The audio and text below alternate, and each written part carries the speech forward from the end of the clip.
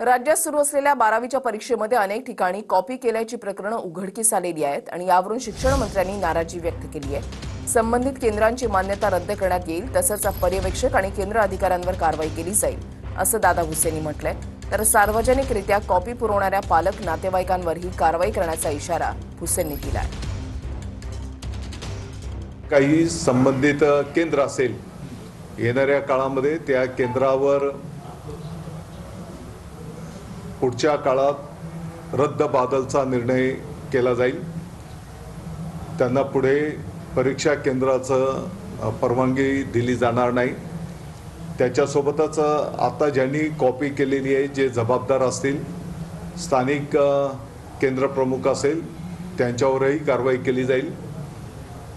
जे कोण संबंधित विद्यार्थी पालक असतील, म्हणजे जे कॉपीच्या संदर्भातले जे आहेत, त्यांच्यावरही त्या ठिकाणी कारवाई केली जाईल।